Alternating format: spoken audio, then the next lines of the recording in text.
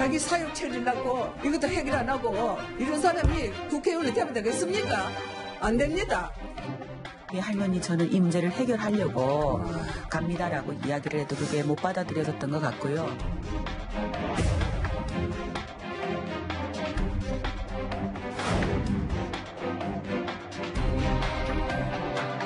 대전 그전 가가지고 간호설 내고 위로해주고 그랬어요. 대표 남편이고 또 그렇게 해달라고 또 하더라고요.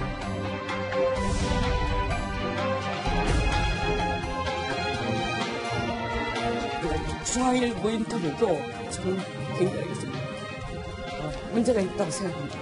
이용수 할머니도 윤미향 대표에 대한 상당한 애정을 갖고 계시는데 이것을 더 자꾸 이간질하는 그런 결과를 가져올 수 있습니다.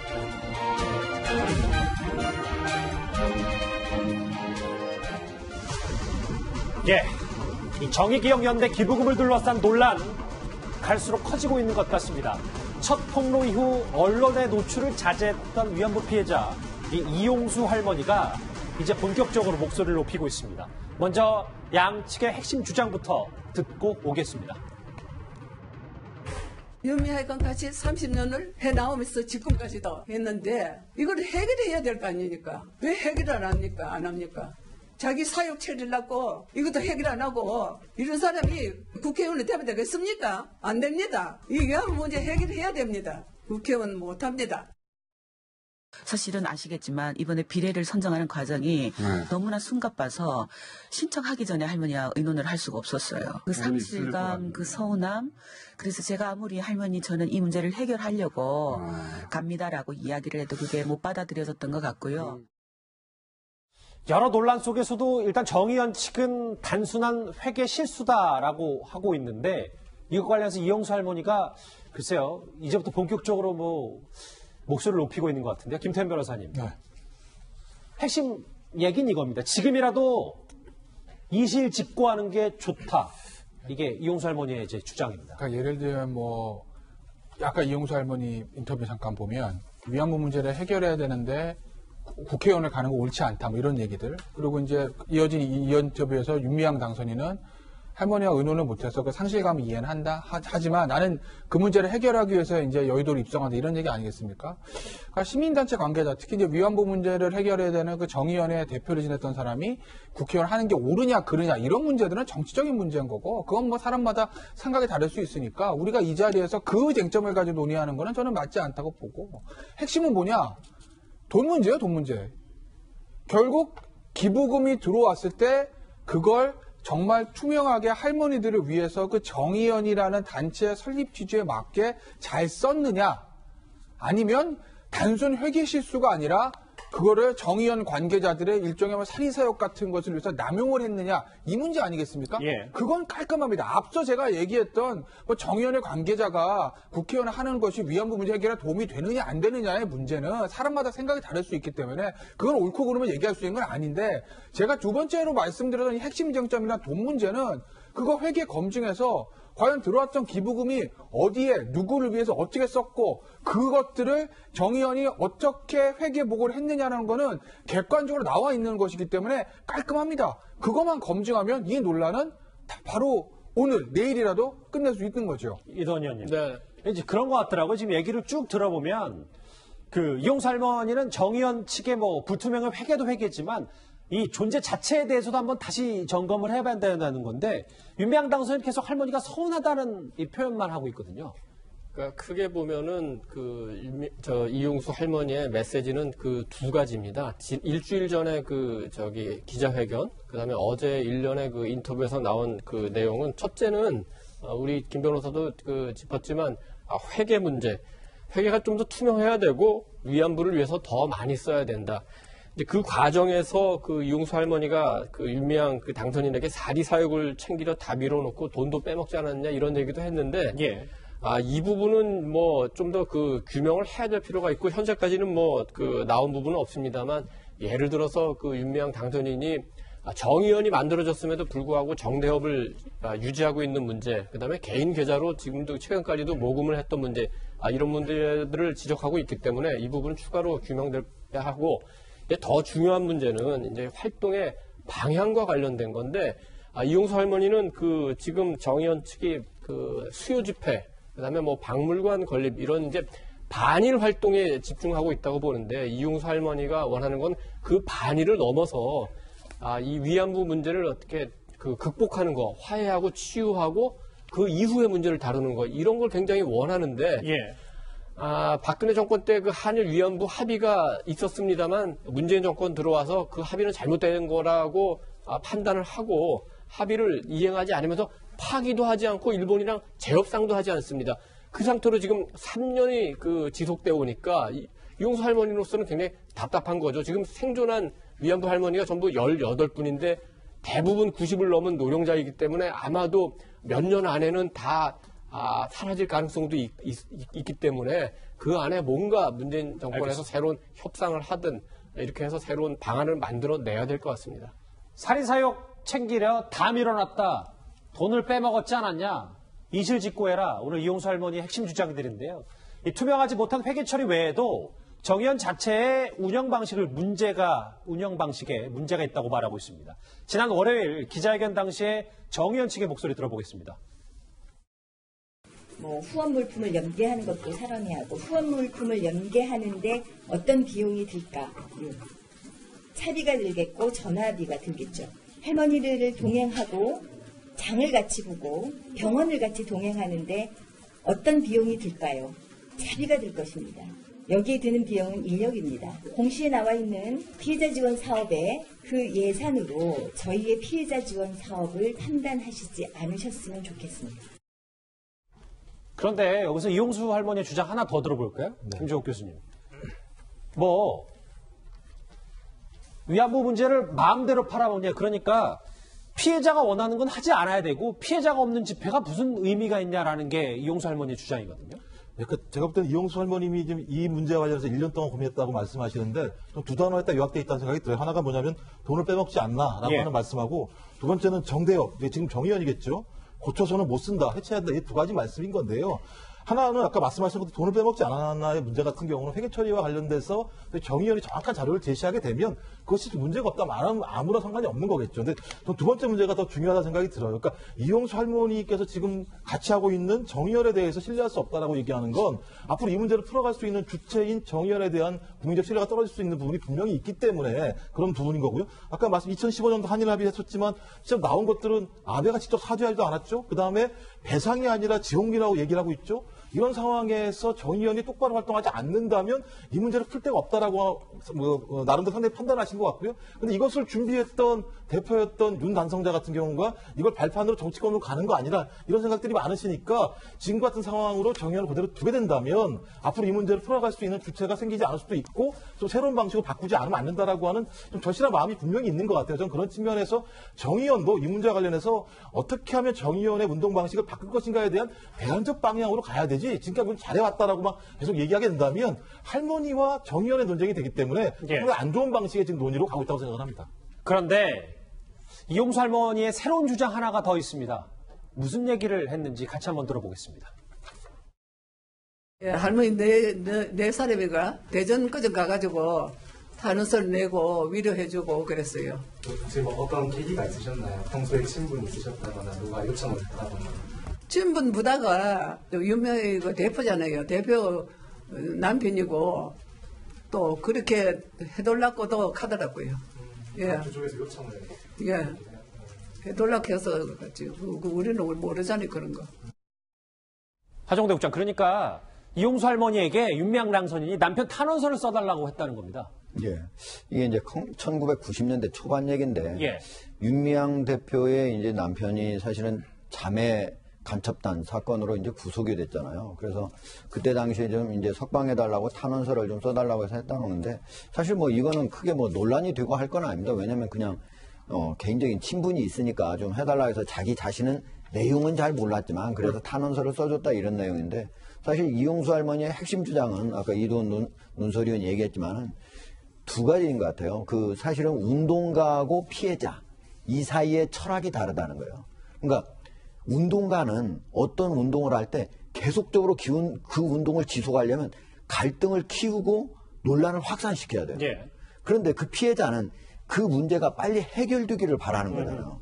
그렇기 때문에 지금 이용수 할머니 같은 경우에 갈등과 분열을 확산시키는 방식으로만 계속 운동을 하는 거는 좀 나는 반대다. 이제는 화해와 치유 방향으로 좀 갔으면 좋겠다 하는 얘기를 하는데, 그거를 마치 개인적인 어떤 서운함 이런 걸로 지금 저쪽에서는 얘기를 하거든요. 예. 이건 저는 크게 왜곡을 하고 있다고 보고, 또 하나는 회계와 관련해서는 이거는 다른 문제도 아니고, 이건 뭐 어떤 뭐 정치적인 스펙트럼과 관련되면 회계와 관련해서 좀 투명하게 했으면 좋겠다.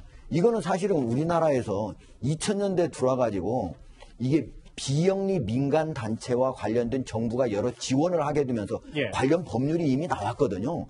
그 법률에 따르면 지금 정의연의 회계 방식은 전혀 맞지 않는 방식이에요. 이미 20년이 지났어요. 그 시작한 지가. 그런데도 이런 것들이 계속되고 있는 것에 대해서 30년이나 같이 저 운동을 하면서 쌓였던 것이 이제 터진 것이다. 지금 빨리 이것과 관련해서 정의연은 해결을 해야 됩니다. 이도원 의원님. 네. 그래서 그런지 몰라도 이제는 화해는 할 수가 없다. 정대협, 정의연은 고쳐서 못 쓴다. 아예 해체해야 된다고까지 할머니가 주장을 하고 있습니다. 그러니까 이용수 할머니의 말씀은 예를 들어서 윤미향 그 당선인 개인의 문제 또는 정의연이란 그 단체 그 자체의 문제라기보다는 활동 방향, 위안부 문제를 해결하는 방향, 이거에 대한 근본적인 문제를 제기하는 것 같습니다. 지금 그 지난 회견에서도 이용수 할머니께서 한인의 젊은이들이 역사를 바로 보게 되기를 바란다. 그러니까 단순히 이 문제를 반일의 차원에서 운동의 차원이 아니라 화해 치유의 상황까지 가야 된다. 지금 이용수 할머니가 92세시거든요. 예. 그렇다면은 이 문제를 해결하고 홀가분한 마음으로 남고 싶을 텐데, 잘못하면은 이 세상과 하직하기 전까지 해결되지 않을 수도 있지 않습니까? 그 부분을 이렇게 얘기하는 거고, 이번 기회에 윤미향 당선인은 물론이고 정의원도 예. 활동의 방향에 대해서 깊이 고민하기 바라고, 문재인 정권도 마찬가지입니다. 왜냐하면 2011년에 헌법재판소가 배상금에 대한 그 한일 간의 의견이 다른데 이 상태로 방치하는 건 위헌이라고 결정을 했거든요.